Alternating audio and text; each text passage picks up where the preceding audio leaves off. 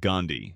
A national hero, Gandhi is often celebrated for leading India to freedom, but his legacy isn't without controversy. In 1903, while in South Africa, Gandhi called black people troublesome and supported white racial superiority. Though he changed his stance later in life, those early views still raise eyebrows. Despite supporting women in politics, Gandhi held troubling beliefs. He practiced celibacy, but controversially slept naked beside young girls, including his grandniece, to test his self-control. He also distrusted modern medicine. When his wife was dying, he refused her life-saving penicillin. Yet later, he accepted treatment for his own malaria and even had surgery. Even India's first Prime Minister Nehru once urged filmmakers, "Show the real Gandhi, not a saint."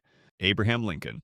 A seldom discussed moment of Abraham Lincoln's presidency was the largest mass execution in United States history. On December 26, 1862, Lincoln ordered the public execution of 38 Dakota Indians as punishment for the Santee Sioux Uprising, which took place in August 1862 and saw over 400 white settlers killed. During the execution, the men and boys began screaming their names and pleading, I'm here," as hundreds of people watched. The most controversial part of the execution was the fact that Lincoln treated the Native American men much differently than he treated Confederate leaders, who were responsible for the deaths of over 400,000 Union soldiers.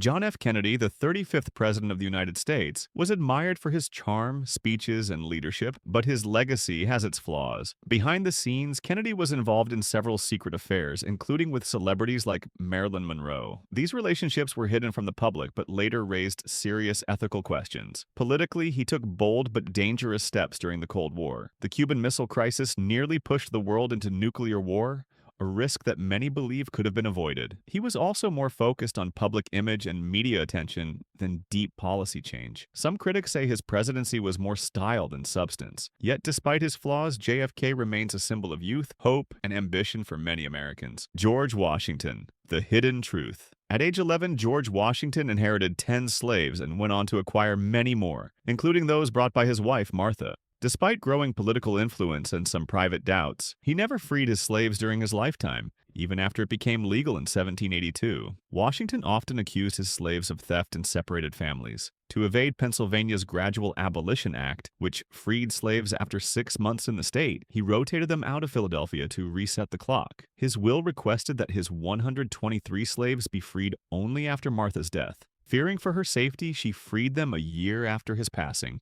As for the cherry tree story, it's entirely fictional. Florence Nightingale, known as the Lady with the Lamp, is considered the founder of modern nursing. Her work during the Crimean War led to major reforms in healthcare, and she founded St. Thomas's Hospital and the Nightingale Training School for Nurses in 1860. However, Nightingale also supported genocide for British expansion. She believed indigenous people were inferior and called their culture barbaric. She felt imposing British customs, even at the cost of lives, was justified. To her, cleanliness symbolized superiority, and she dismissed indigenous customs as unclean. She defended indigenous deaths in schools and hospitals, calling them a necessary sacrifice for societal progress. Alexander Graham Bell. Bell's upbringing was closely intertwined with the deaf community. His mother was deaf and his father was a teacher for deaf students. Bell went on to marry Mabel Hubbard, a deaf woman who was one of the first deaf children to learn how to lip read and speak. Despite being so close with several deaf people, Bell believed that deaf people shouldn't be able to marry each other because it would lead to contamination of the population. He devoted himself to preventing the creation of a deaf race. Part of his plan included eliminating sign language and deaf teachers from classrooms,